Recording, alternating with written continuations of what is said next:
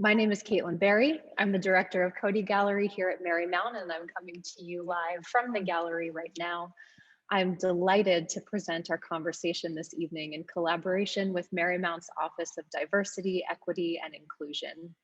Thank you to Brooke Berry, Dean of Students, Equity, and Inclusion, for you and your team's effort to bring this event to life. Brooke, would you like to say a few words about your office and the programming this week? Sure. Thank you, Caitlin.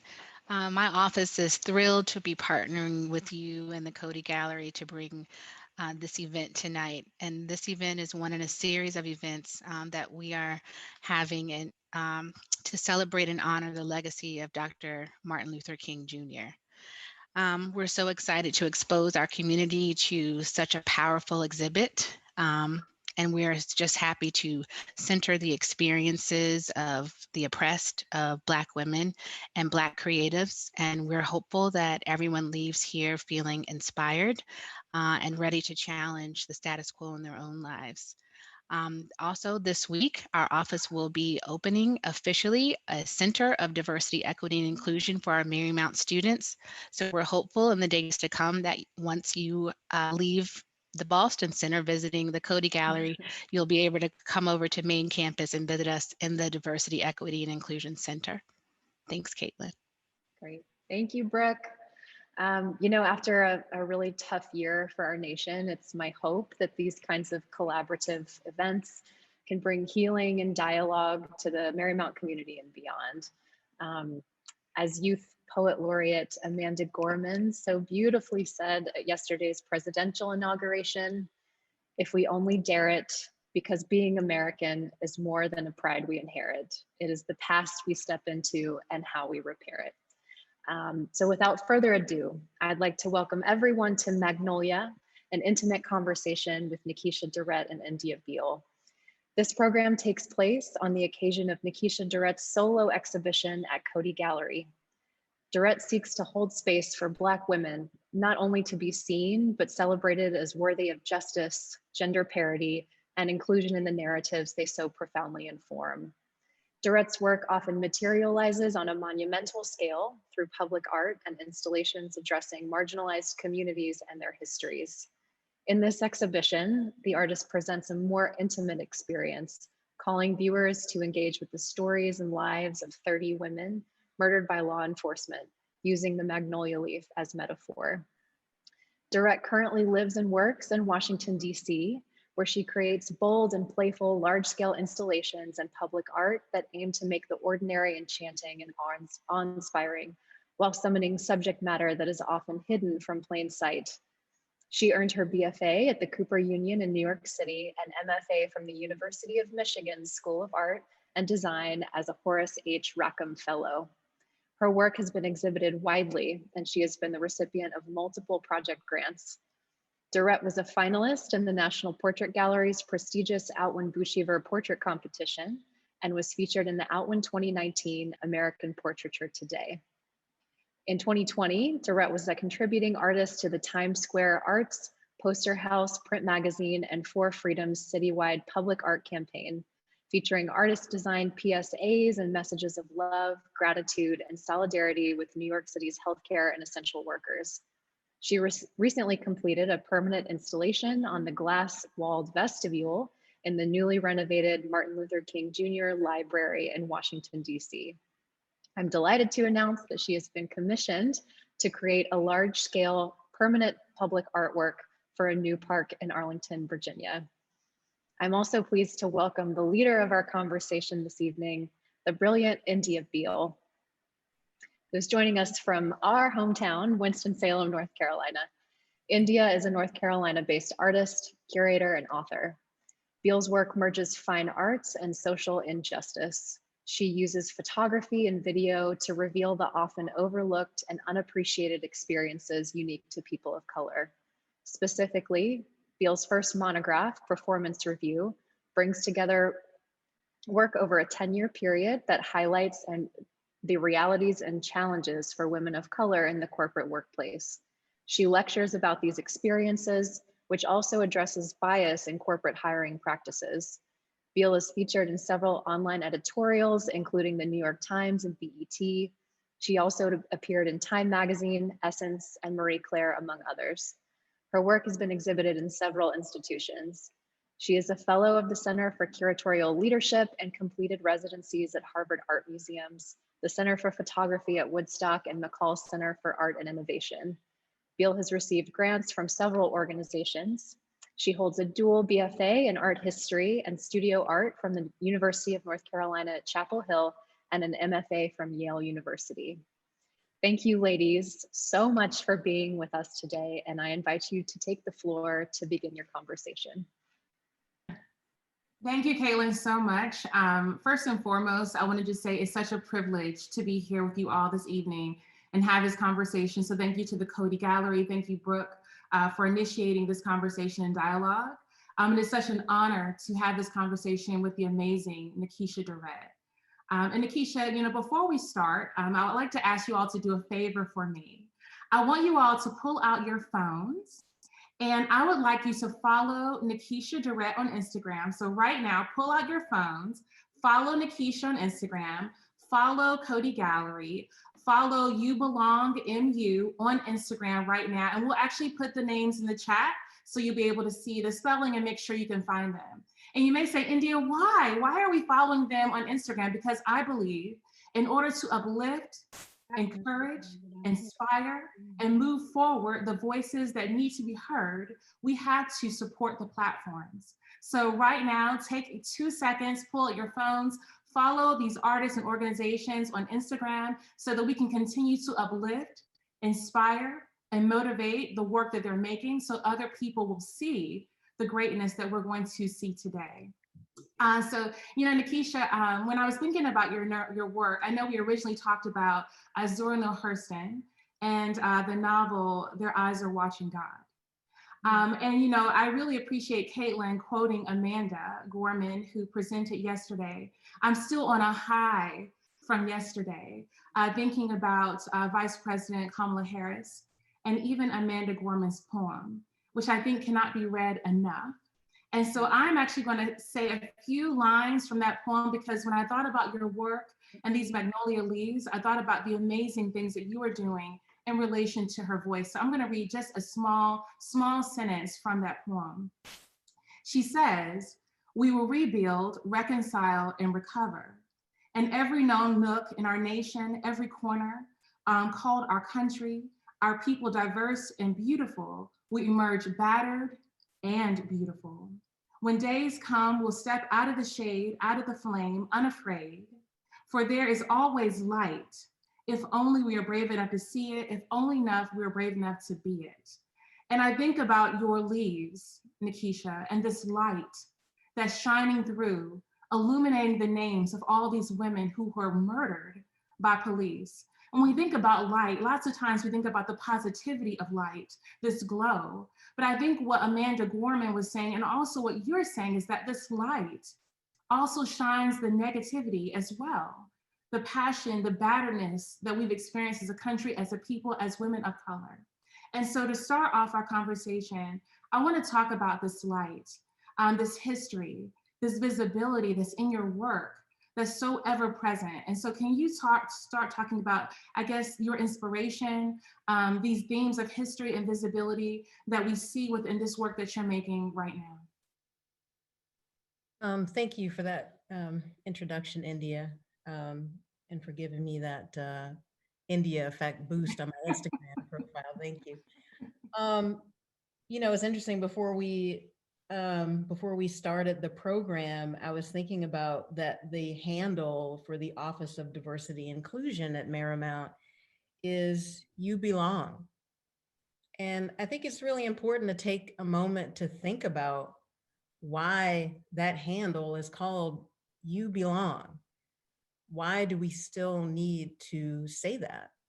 And I think that question or that sentiment is behind a lot of the work that I make. I think that a lot of my work kind of is birthed out of absence, looking out into the world and not seeing myself,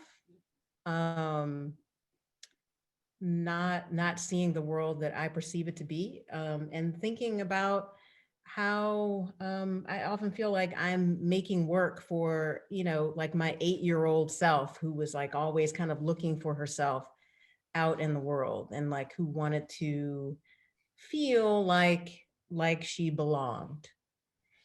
Um, so yeah, I think that's the kind of a thread that runs through everything really. And thinking about the provenance of this work of Magnolia, or any work that I do, it's kind of hard to pinpoint exactly where the inspiration started. I mean, I can go all the way back to undergraduate and thinking about my favorite foundation class, which was color, and learning about all of these visual phenomena of color, and what happens physically to your eye when you stare into light, or when you stare into two opposing colors, and then you close your eyes or you look away. And what happens is that when you look away, you see the inverse of that image um, in your sight line, and it's called an after image.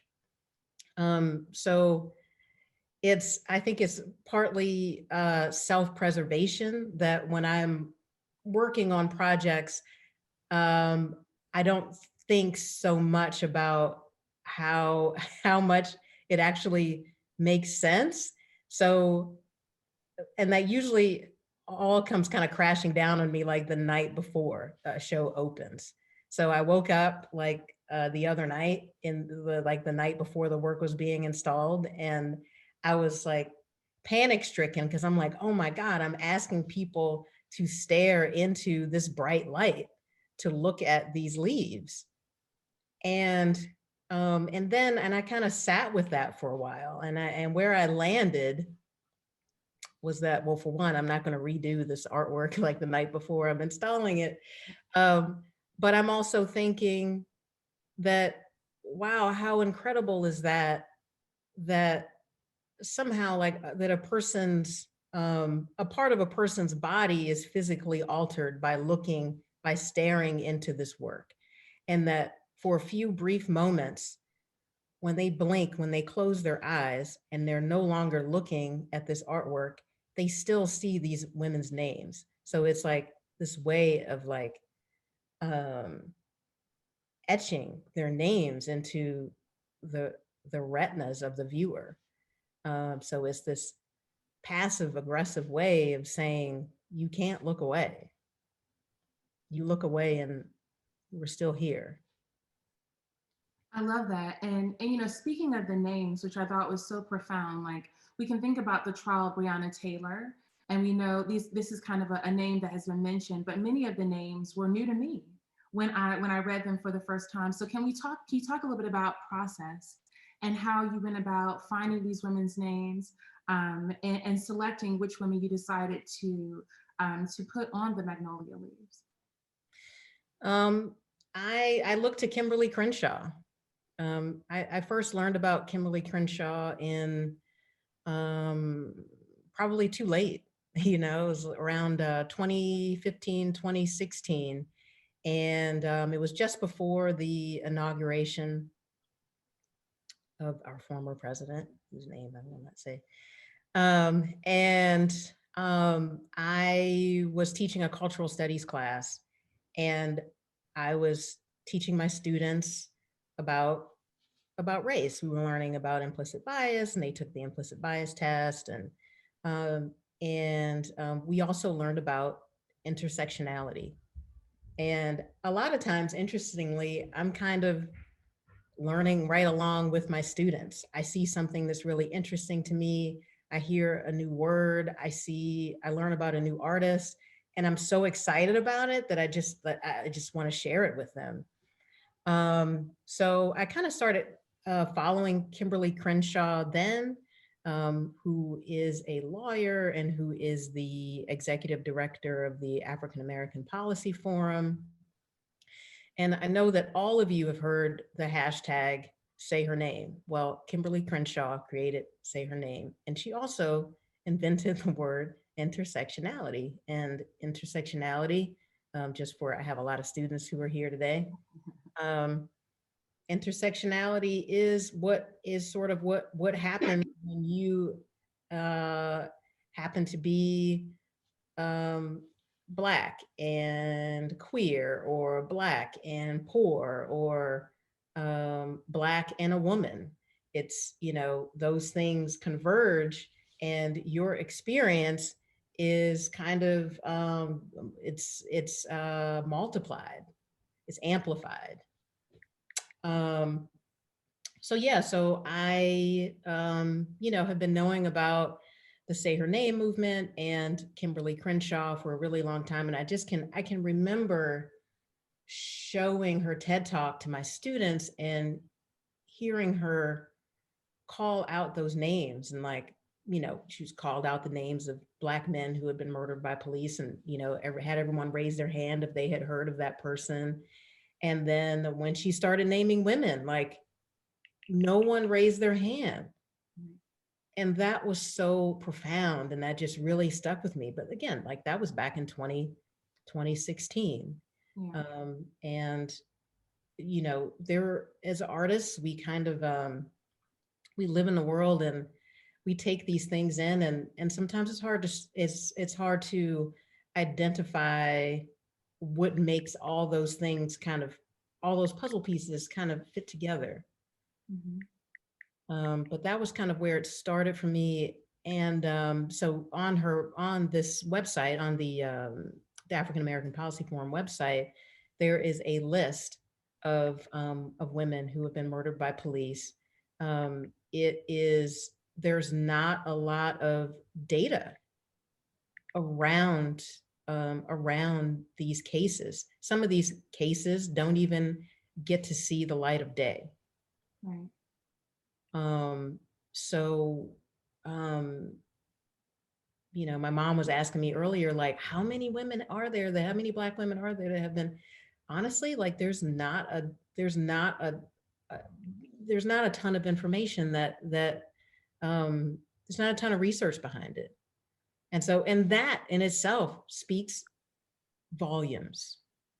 The silence around these names speaks volumes. No, definitely. You know, I know earlier when we did talk about, I told you about Zora Neale Hurston and how I thought about her work when I first looked at this body. In the book, Their Eyes Are Watching God, there's a quote where one of the main characters says, the Black women are the mules of the earth. And when you hear that, you're like, ooh, the mules. But what the mule represents victimization, bondage, you know, the search for independence in this character. And many people don't know that Zora Neale Hurston sourced her information from interviews she did back in 1935 from enslaved peoples or children whose parents were enslaved. And those interviews that she did kind of fueled the book, Their Eyes Are Watching God. And so when I looked at this work, I thought about these women, and like you said, many of them, their stories have never been told. Their voices, their names have never been stated before. And so in your work, a lot of the work you did, whether it's at Walter Reed Hospital in the Lawn, where your sister was born, can you talk about this theme of history and why it's so important in terms of the work you make and looking back and really thinking about those narratives? Can you say a little bit more about that as well? I think about that a lot, actually. I don't feel that there's a such thing as looking back to history. You know, my wife is a psychotherapist. I have a therapist myself. And one of the things I've heard a lot, like just having conversations with my wife and it's like with my therapist, is that trauma it lives in the body. It doesn't go away. Like, there's no such thing as the past, really, because it lives in our bodies. It's etched in our nervous systems. I think I read somewhere that I think it's like 17 generations or something like that of trauma can be etched in our nervous systems. So for me, like there's just no, the past is the present, and the present is what we have, you know? Right. Right, right. You know, when we talked, you talked about this dual pandemic. You said, Indy, we have two pandemics happening right now. We have COVID as a pandemic, and then we have a pandemic that's happening in terms of inequalities, systematic inequalities that are happening across the board. And, you know, I think about, you know, Vice President Kamala Harris, but also Amanda Gorman. And that's one story of Black women, but there's a whole nother story of Black women that hasn't been told before, right? And I think you and I are both searching for those untold truths, searching for those stories. And when I'm making even my own work, I think about my audience. Who am I making this work for? Who do I want to be invested in this? Who do I want to see this and experience these photographs that I'm making? And so can you talk a little bit about your audience in terms of this work that's on display right now at the Cody Gallery? You know, who are you making this work for, essentially? And what do you want people to get from this work when they enter it, when they have an opportunity to see it in person? This is probably going to be kind of a rambling answer because like, it's such a good question. Well, you mentioned Amanda Gorman, and what, like, I just want to say, like, what just an incredible, refreshing spectacle that was, you know, that she was in that little body.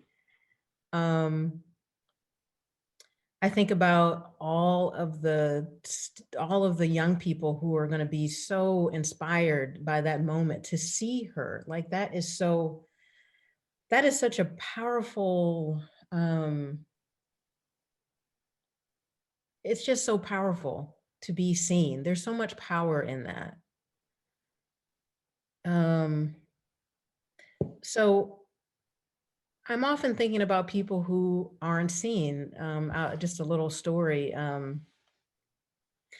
When I was talking to Caitlin the other day, who just had that lovely introduction of the both of us. She mentioned that there was that a security guard had let her into the space, and that you know, he was just kind of you know, milling around the gallery a little bit, and just kind of seemed like maybe, you know, like he didn't want to leave. And so she said, "You want me to turn the work on for you so you can see it?" And she turned the work on, and he stayed there for a while. I think she said he stayed there for 5 minutes, which is a long time actually. And like in terms of like viewing artwork, like 5 minutes is actually quite a while. And I like having worked in museums, and having you know, had like rapport with custodial staff and security folks. Like those are folks that I see, like I see my family in those people. They're safeguarding the museum. They're watching over the collections. They have this huge role and no one sees them, but they see everything. I love, like, some of my favorite moments are like going to a museum and like a security guard will pull me aside and be like, well, this was like, you know, in the before times, but a security guard pull me aside and like give me some inside scoop about the artist when they came in to install the work. So I love the idea that someone enters this space where they typically don't feel seen, they don't feel called out, they don't see themselves on the wall, but suddenly there's this, like, somebody is speaking to them. I mean, I'm speaking to everybody, but I'm acknowledging a part of their experience that maybe they've never seen on a museum wall. And so that's kind of, I think, where I'm coming from quite a bit. Especially, I mean, I just feel like, speaking of the pandemic and the before times, like I feel like this has given me an opportunity to really kind of focus what it is that I'm saying and who I'm addressing and why, and those questions that I struggled with for a really long time. No, I love that. When you were talking, it made me think about, and for the students out there, I highly recommend that you write down these names so that you're able to capture them as well. Roy de Carava, a photographer, said, "To know me is to know my art. To know my art is to know me." And I think that you see yourself in so much of the work that you're making. I wanna talk to you a little bit about your relationships and building, because there's so many students on this call right now. Many times we see the final product, and Caitlin will give us a kind of close-up view soon, so we were able to see the final product. But I want to talk about relationships. You know, in the art world in particular, it's built on relationships, like many fields, and many artists of color are unable to navigate this network that in many ways was never designed for artists of color to thrive, right? And so we have a select few of artists who've gotten opportunities in order to show their work, but many artists, many female artists, many Black artists are still struggling to enter this world, this art world that you and I find ourselves in. And so I want you to talk about a little bit about how you were able to create your platform, who helped you along the way in order to do that, because I'm a strong believer we did not do it by ourselves, right? There was always, I know your parents are on the call, so shout out to the Durretts, but also thinking about who else was a part of your life in the field that helped you along the way and discovering your voice. Yeah, I mean, I really do want to, I want to personally call out my parents, because I mean, it's really true. I mean, when I didn't see, aside from Jimmy J.J. Walker, you know, like on Good Times, I'm dating myself, but, you know, aside from Jimmy J.J. Walker, like I didn't see any Black artists. I just didn't see that in the world.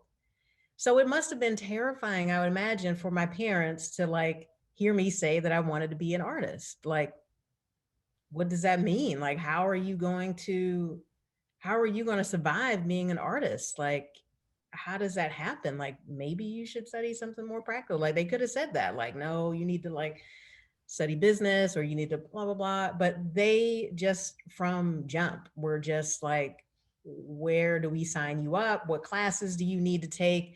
Where do you need to be? They pushed me, you know, helped me get my portfolio together. They talked to folks to see what I needed in my portfolio. Got me enrolled at Duke Ellington School of the Arts, where I now teach, but I'm also an alum. And, you know, and then fast forward, you know, and I mean, I think about like, had I not gone to Duke Ellington, I would not have known about art schools, like which art school to go to, what it meant to go to art school, how to find them, how to apply, how to, you know, I remember my Mel Davis, my painting teacher, you know, I told him that I was getting a little, for some reason, I don't know, I was getting a little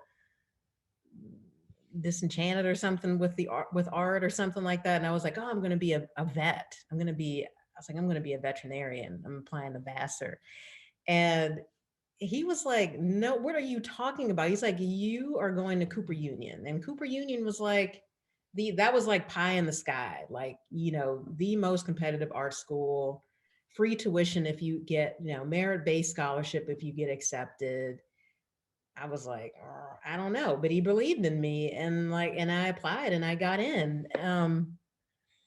And, you know, in that school, Duke Ellington School of the Arts was founded by Peggy Cooper Fritz, who I didn't meet while I was a student there. But after I finished graduate school, I came back to DC and I made some work. There was in a show in a local gallery in DC, Flashpoint Gallery.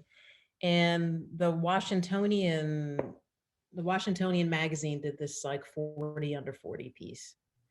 And she saw me in there, and it said that I had attended Duke Ellington School of the Arts. And she found my number somehow, or my email. Maybe, I think she called the magazine. I don't know. But she found me and invited me over to her house.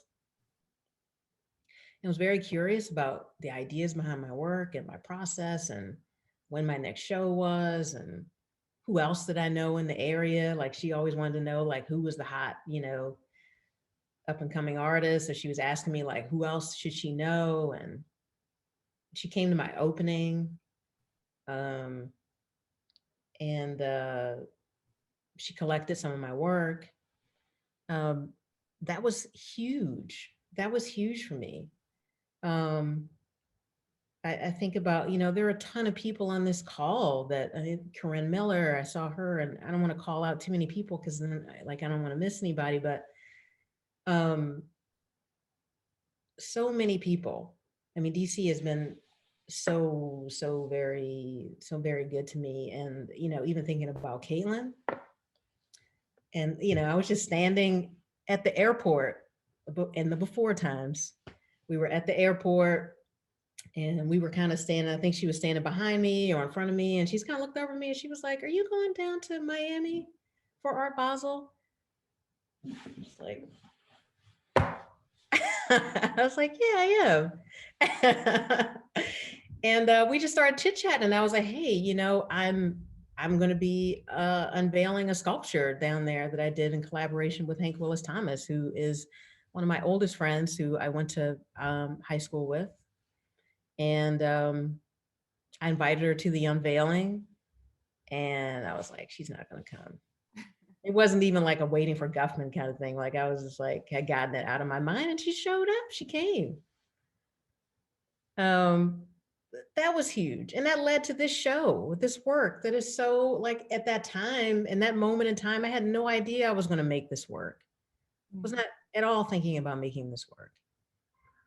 And to be here, like having this show, like exactly how I envisioned it in this space, is pretty incredible. It's just so much. I remember when I met Jordan Amercani. I don't know, I'm not sure if she's on this call, but I know my friend Jen Sichel is, and she's the reason why why we met. Is Jen invited me out for drinks, and I showed up at the restaurant, plopped down in the chair, and was like chit-chatting, and all of a sudden this woman comes up behind me, and she's like just looking at me, like kind of giving me this look, like, and I realized I was sitting in her chair. So I get she's like, no, you can sit there. It's okay. Just let me get my keys or my wallet out of my coat. Not only was I sitting in her chair, I was crushing her coat. I was sitting on her coat. And then, like, I laughed or something and spilled like my cocktail into her purse, and my cocktail lime was in her bag. And that's just kind of this crazy way that I met this curator who, like, a couple years later would invite me to be a part of the Atlanta Biennial, which years ago, I remember going in the early 2000s and thinking, God, I would love to be in this show. So it's just like, you just never know. It's like so important. I tell this to my students, and they're like, don't be an a-hole. No, I mean, I was kind of an a-hole to Jordan, but not intentionally. The thing I love about the stories you just told are that they transcend race. So, you spoke to different people, but they were of different races who all kind of helped you build the foundation of your practice in some way. Right now in the country, organizations are having a reckoning with their role in systematic inequalities. And they're trying to figure out the best way to move forward, the best way to show that what they're doing isn't just in vogue, but they actually have a genuine and passionate desire to want to change. I mean, even myself, I think about my own story, and so many, Jeff Whitestone, a white male photographer who was assisting me in getting into Yale, right? So these individuals who just saw the kind of value and the vision that you had and wanted to move that forward. So I actually have the question for you is, when you think about these corporations, galleries in particular, museums, art museums, who are trying to not necessarily change or erase the past, but really thinking about the future and ways to make their own platforms more diverse, to create a way that they can talk about issues of diversity, equity, and inclusion in a more meaningful way, that can show work like yours and create the conversations that need to be had. What steps do you think these galleries and museums can take to show that they're genuine in terms of wanting to create systematic change and showing that art museums are a part and partners in this cause to move forward? Yes, a fantastic question, India, and it hits a little close to home. You know, I'm an artist at Stable, and you know, we've kind of been in our own kind of mode, you know, this kind of mode of like reckoning and just all that, what all these other agencies are going through, like how do you know, striking the right message and being sincere about it and all of that, you know, sitting in DEI, a lot of DEI trainings and all of that. And I think that where it all started, it's like you said, like there were all these people along the way who were helping you, of like across race, and like, and that is very much my story. And you know, but at the same time, like we're having these DEI trainings, and I know that there are like grown people who are just learning that like a race is a construct. Like I'm not, you know, I'm not just talking like specifically about Stable or anything, but I'm just talking about in general, like across the country, there are grown people who are like they're not like willfully ignorant or anything. They're really like literally just learning that race is made up. So it, oh my gosh, it's just so much a part of the atmosphere, the smog that we've all breathed our entire life. So there are people who are upholding these structures of white supremacy who are good people. Like they don't even realize it. Some of those people might not even be white. So this is a moment in time when everyone, no matter what you do, no matter what industry you're in, you have to take a look at who is at the table and who's not at the table. Those people who are the most harmed are the ones who should be taking up the most space at those tables. I love that. And I told you I was going to ask you some tough questions as well. So this is my tough one for you. No pressure, kind of. So I wanted to ask you, a lot of times we put together these panels and you're talking about some of the DE&I panels, and I've been on a few myself, and unfortunately, sometimes I get on these panels and I look around, I'm like, why is everybody Black, right? Like everybody is Black on my panel. Like we're talking about diversity, yet there is no diversity in this panel that I'm talking to right now. And sometimes we have these conversations and I'm thinking, I wanna ask the artists that I get a chance to talk to who are making this important work, if you could put a panel of leaders in art, living, because I know you, together, if you could put a panel together of living, either museum directors, curators, artists, if you could put a panel together, who would it be? And what's one question you want to ask in terms of creating real change in our field, where so many voices of women of color are just not heard even today? Who would those people be and who would you ask? And that's a hard question, I know. Yeah, there wouldn't be any Black people. Huh? There wouldn't be any Black people on it. Who would it be?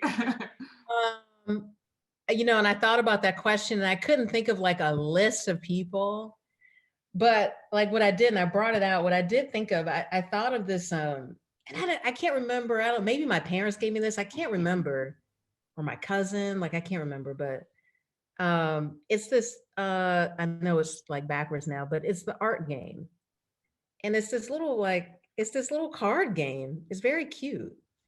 And they've got these cool little illustrations of all these artists on it. And it says on the back, it says, Piet Mondrian or Damien Hirst, Jackson Pollock or David Hockney, whose artworks have been the most influential, the most shocking, the most expressive?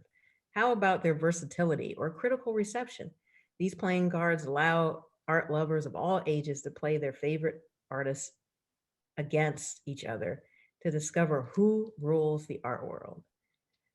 And with the exception, and they put like the one Black person, Michelle Basquiat. They put him on the cover, and there's also one woman, I think it's Cindy Sherman on here, and there's a couple of other women in there, you know, Frida Kahlo, you know, she's kind of a catch-all, put her in there. But like, someone has decided, like, throughout history, like, who is important and who isn't, like, who gets left out, who rules the art world. And we know who rules the art world. That's got to change. So that would be my question to them. How do we change that? Right. How do we, you know, how does the eight-year-old little girl that looks like me, how does she see herself in this deck of playing cards? Because this is cute. I'd like to see myself in there. I love it. And speaking of seeing yourself, I don't know if I can ask Miss Caitlin Berry if we can see some of the beautiful work in the gallery. That would just be amazing if we could see some of, like Roy de Carava said, to know me is to know my work, and to know my work is to know me. And so we're getting to see a little bit of Nekisha right now in terms of this work. Yeah. Ah. Come with me. Nirvana. Gotta get Nirvana on. It's amazing.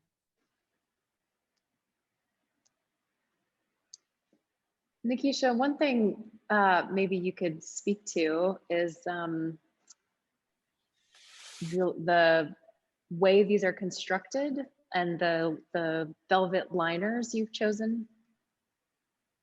Yeah. So I guess I should talk a little about how this all came to be, because I kind of skipped around. I kind of got into like the conceptual part of it, but even just like the materiality of the thing, like how did I decide on the leaf? How did I choose the velvet? How did the boxes, all of that. So I've been holding on to a magnolia leaf for a while. I think that my curiosity about it kind of started, maybe it was in 2016.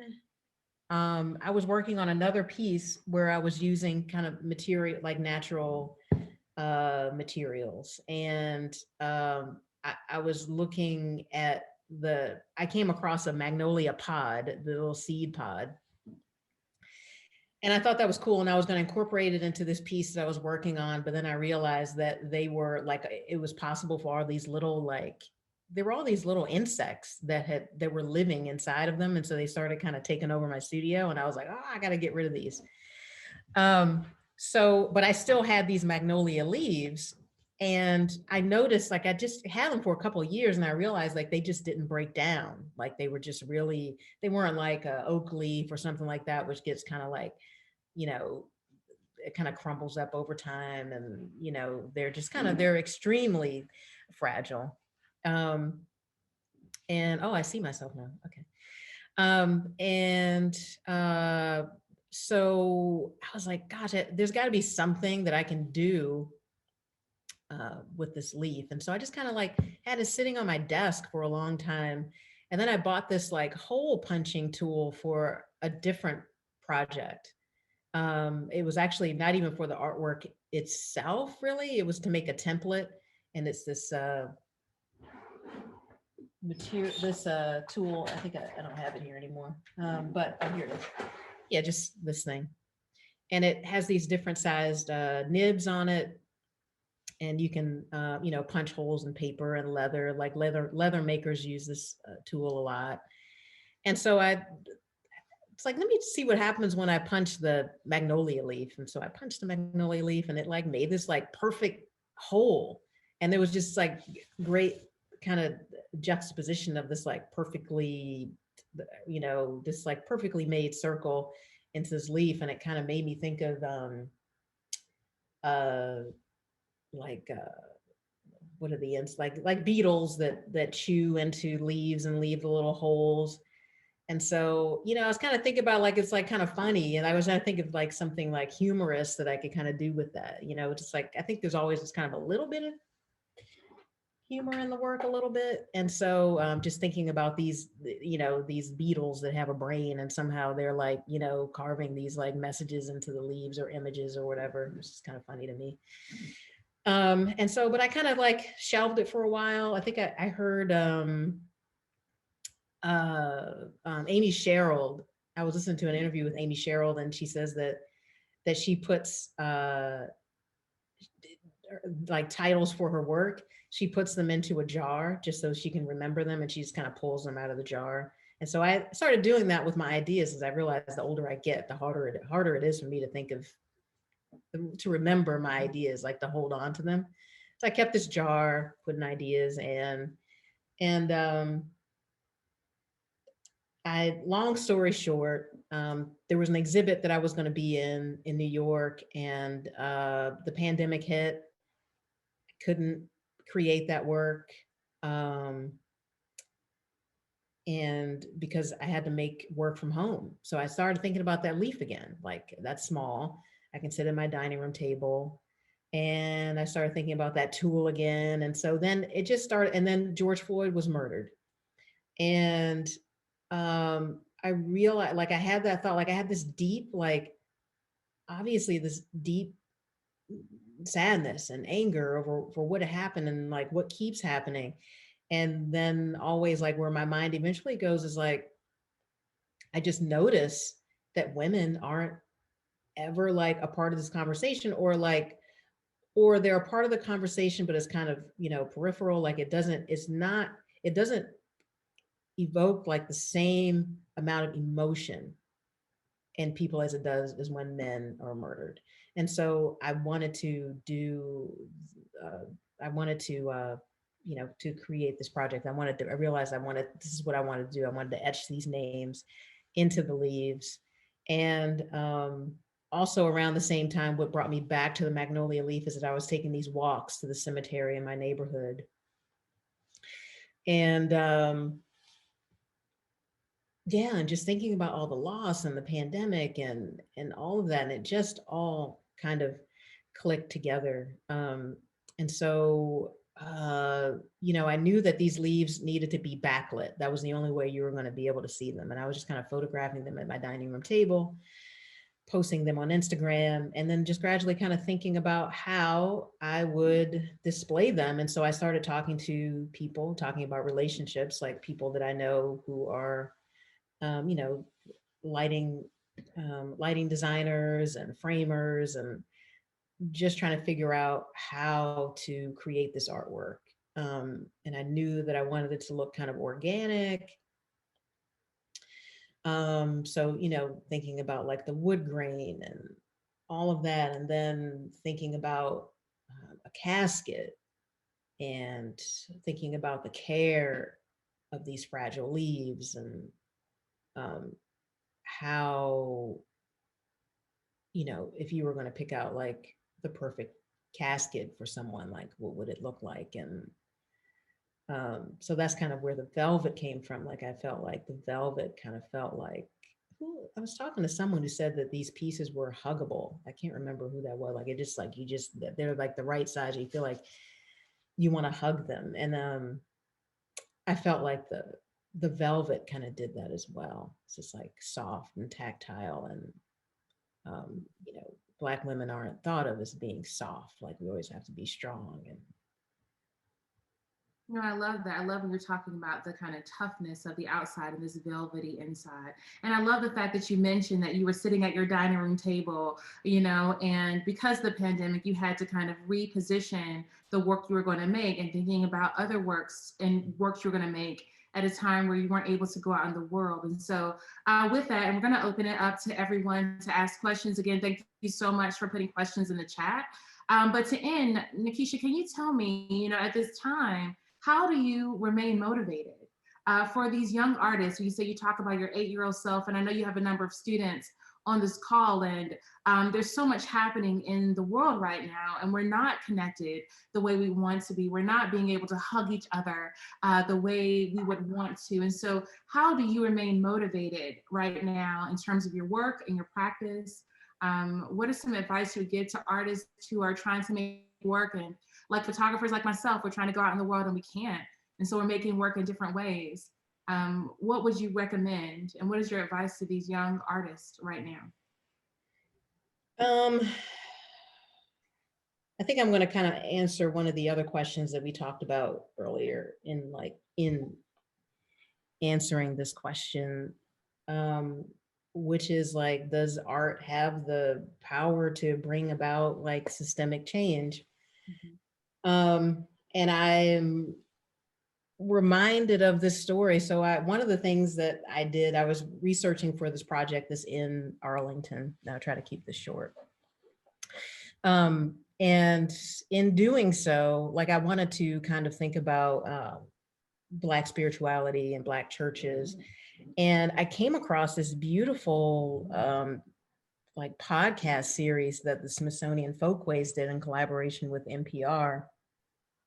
And it was called Wade in the Water. And there were all these beautiful, not only do you get to hear all of these beautiful, powerful, moving spirituals, but you get to hear the backstory about them.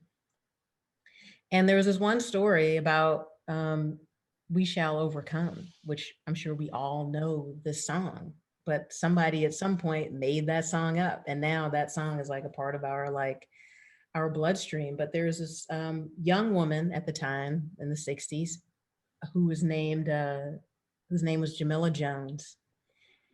And she was a freedom singer. She was an activist. And she was with some other activists. They were in this school, and it was at night, and they were kind of having a down, like relaxing kind of moment. They were watching a movie. All of a sudden, cops show up because they were not supposed to be like congregating. Like, this is very suspicious activity. So these cops come in, and they've got their billy clubs, and they got their guns and everything. And they suddenly, without warning, they turn the lights out. So it's at night, it's completely dark. Like, everyone's like, what is about to happen? In a crowd, there's this woman who just starts singing, like in the mix, and people are there. She starts singing, We Shall Overcome. Cops hated it. They hated it when Black people would sing together because they knew what that was doing. It was bringing about this power, a collective power. And so Jamila Jones, who also has this beautiful voice, she does this ad lib, and she says, we are not afraid. We are not afraid. And the cop gets right, it's dark now. The cop gets in her face and is like, if you have to sing, do you have to sing so loud? And she said that just provoked her to sing even louder. And she was like, we are not afraid. And they retreated. The cops retreated. So I heard that story, and it just made me think, like, wow, the power of art. The awesome power of art. And that's the word that I talk about with my students a lot, this word about awe. And there was a study that was done about awe and how awe inspires community, collective effort. If you experience something that feels larger than yourself, something you can't explain, beauty, something's equal parts beautiful, equal parts sad. There is this power in this. And I think that once you realize that you have the capacity to do that, especially in places where you don't like, and there are other places where you don't feel that you have that power, like if you can harness that, then that is like just pretty motivating. I mean, that like, yeah, like making this work and putting it out in the world and realizing that like, wow, people are paying attention. Like people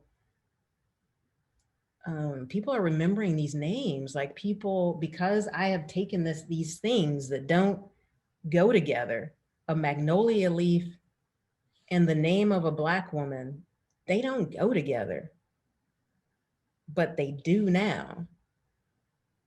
And I can't tell you how many messages I've gotten from people who are like, oh man, there's this magnolia tree that I used to pass every day and I never thought about it. And now like I think about these women when I see that tree. What? That is so powerful. Like I can make you think about that. Like, man, that is crazy. Yeah, no, I mean, everything you said is so, I hope the students took away as much as I took away from that story.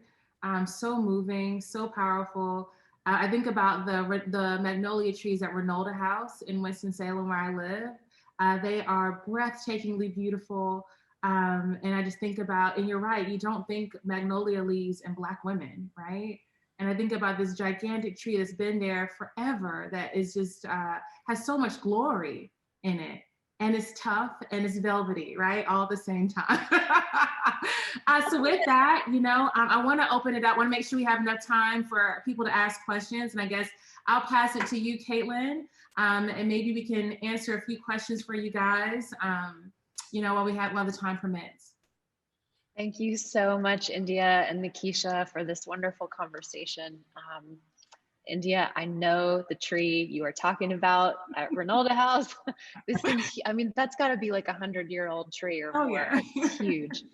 Thank you so much for your questions, everyone. We've got quite a few, so I'm going to start at the beginning. Let's see. And, either of you are welcome to take these questions if you wish, but Lydia Thomas asks, how can Caucasian folks or artists best support artists of color? So how can Caucasian artists help artists of color? Wow, I don't know.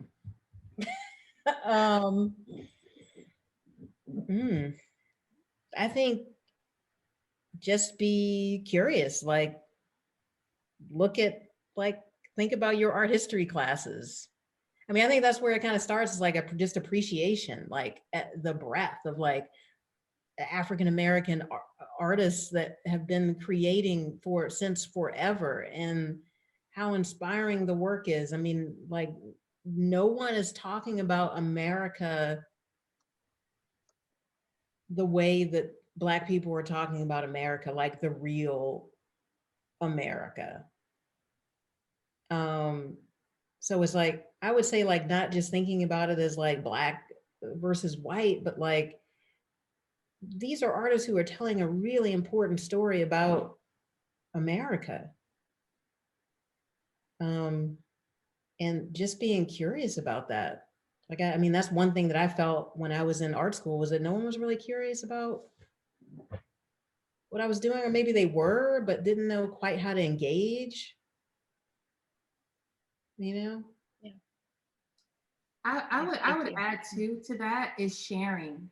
So when George Floyd was murdered and all these things were happening around the social injustice and this movement that was taking place, I received so many messages from my white friends about, Endia, are you okay? Like I'm just checking in on you. I want to make sure that you're good. And though I appreciated that wholeheartedly, I wanted them to also show their support in other ways, not just through an email from me, but ways in which we can do it on larger platforms. So like I was saying, supporting Nekisha by following her, sharing your thoughts and perspectives so other people know that you are in solidarity with these individuals, that you support them, that you're here for them. And so I think that using our platforms, whether we have 1 follower, whether we have 2 million followers, allows people to see your voice, your thoughts, your insight. And so whether you share your favorite artist, like I went to Nekisha Durrett's talk and it was so good, and here is a picture, you know, sharing that on your platform, but letting people know that you are aware, that you are here, that you are present,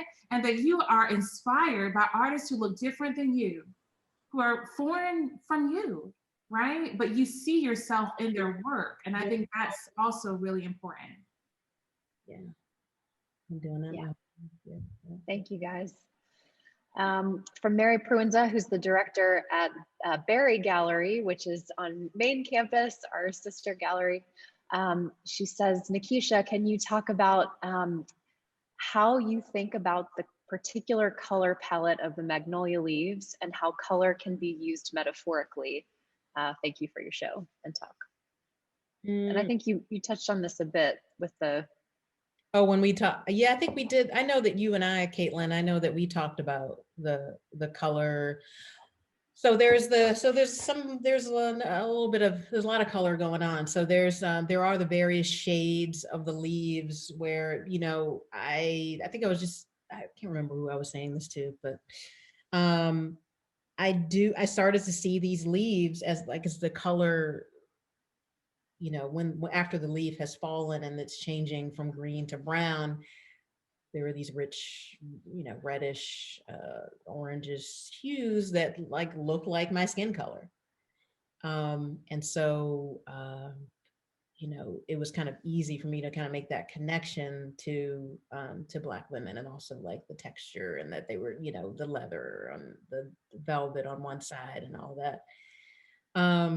And then the color of the velvet that is inside of the boxes, there are 3 different colors. There's blue, there's a gold tone, and there's a red. And I knew that I kind of wanted to choose colors that would kind of set off the colors of the leaf, either contrast with them or kind of match the leaf and bring up some of those colors, punch them up. And also they're like very regal colors. I think there's something about them that are they just feel kind of like majestic, I think. Thank you. Ploy Swatisuk asks, I'd love to hear more on how you approach deciding on a medium, painting, sculpture, installation, etc. The specificity of the project totally dictates that. It really does depend. I'm just kind of very curious about materials and like practices, and I don't like to be boxed in. I'm pretty predictable in other parts of my life, but I'm a creature of habit. But when it comes to like the studio work, I'm kind of all over the place, and I like that. Yeah. Carl asks, I am curious if ritual may play a role in your practice. What may that be, and how may it influence your process? Definitely. Yeah, definitely ritual definitely is like, there was like a certain time of the day when I would go and forage for these leaves. There was a certain type of leaf that I was looking for. Like I knew a good one versus a bad one. And there was a lot of care that went into taking, you know, and preserving the leaves, like as I was working for them, and kind of, you know, what I was doing to them was pretty aggressive, but there needed to be this kind of gentleness with it as well. I think that ultimately what I was doing was just like, you know, after I thought about it, I mean, the work requires, because it's these delicate leaves, it requires that I be really, really careful with them. But at the same, there's metaphor in that too. It's like, I'm giving these leaves the care that these women should have received moments before they were murdered. Oftentimes, these are women who were, one, unarmed. They were afraid for their lives. They were in emotional or mental distress. What they needed was care. Yeah. Thank you. James asks, how can parents and students of today continue the progress of the narrative of Black culture, and especially about the subject of women of color and the importance of their impact?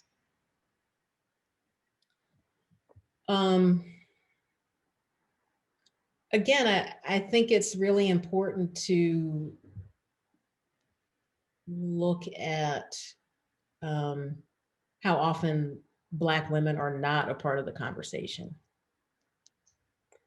and how important it is for Black women to be a part of the conversation. I was listening to Elizabeth Alexander talk about the specificity of language and how important it is to state something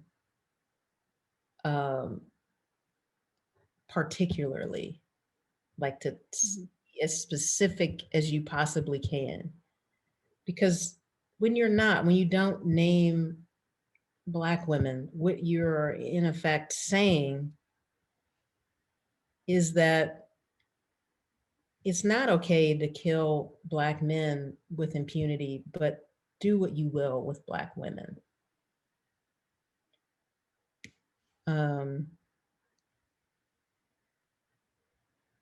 Yeah, I'm not sure if that answers the question. Yeah.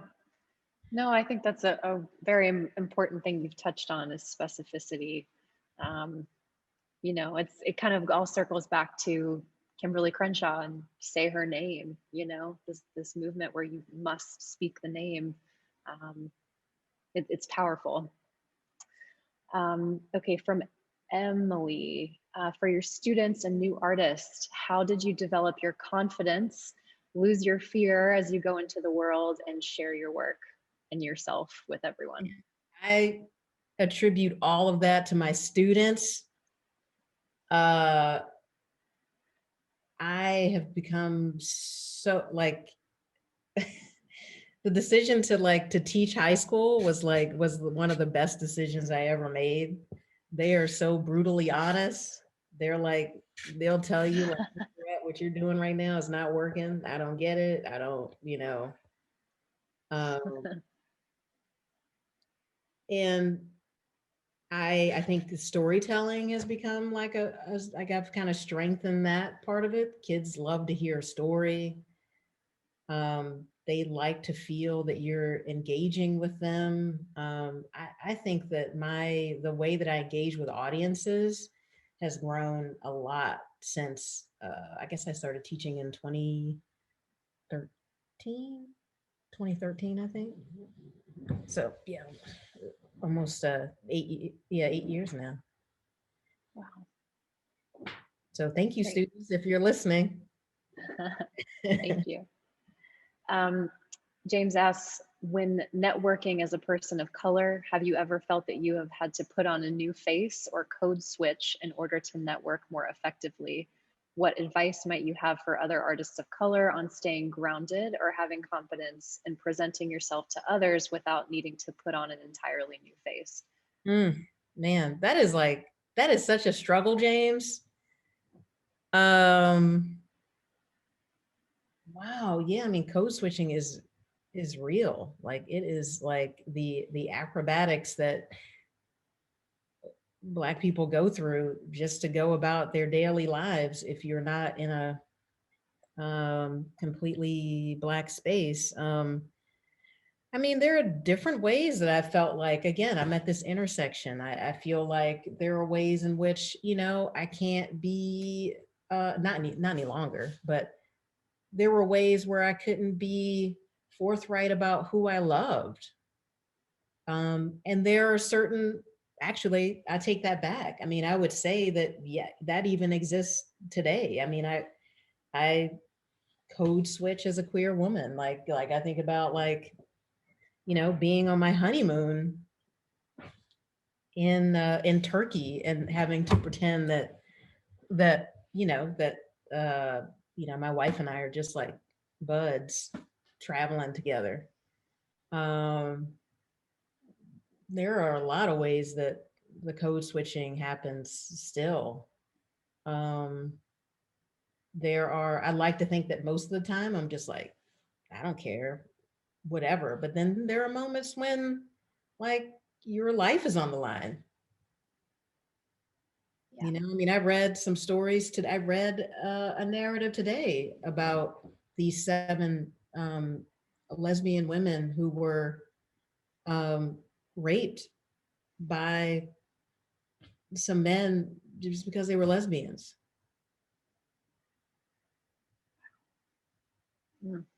My word. There's some other, it looks like there's some questions specific to DCPS, but there are 2 Jameses asking these questions, and I'm not sure if they're talking to each other. So I'll try to ask one. I think this is the question. Are there ways that local artists can engage with DCPS students to create artwork to help build their own resumes? Are there ways for, say that one more time? That local artists can engage with DCPS students to create artwork or help build their own resumes? I mean, I do know that, I know that some of my most memorable experiences being as a student at Duke Ellington was collaborating with outside artists who would come in and do these amazing projects with students. One of those artists was Tim Rollins and KOS. That was crazy. I look back on that work that I made with him, and in a lot of ways, that's like how I'm making work today. So that's incredible. But like, it sounds like maybe this question is more like, how do you get in touch or something like that? How do you get involved? Or Yeah, maybe what the starting point would be. Yeah, I would get in touch with the visual arts department. Okay. Maybe at Duke Ellington, just like contacting the visual arts department. There's also, oh man, yeah, I don't know if I'm the right, actually, weirdly, I don't know if I'm the right person to answer that question. I think that's a good place to start. Visual arts departments at he says in a systemic way. I see you, James. We can talk offline. I don't know. Yeah, that might be a good idea. Well, you guys, we're at 7:20, and that about wraps up questions. Thank you so much, Nekisha and Endia, for being with us tonight, for your work and your brilliance and expertise, and sharing it with the Marymount University and DC community and beyond. This has really just been so special. So thank you, and thank you to Brooke. I would encourage everybody to please fill out the survey that's in the chat that Brooke Berry placed. It'll help us get better at these things. And also to let you know, Cody Gallery is open on Thursdays and Fridays from 10 to 5. Please come make an appointment to see Nekisha's exhibition, Magnolia. You can email me at cberry@marymount.edu, and I'm happy to get you set up. For Marymount ID card holders, you can come by anytime during those opening hours. So please come see it in person. We'll have some more images up on our website soon. So thank you.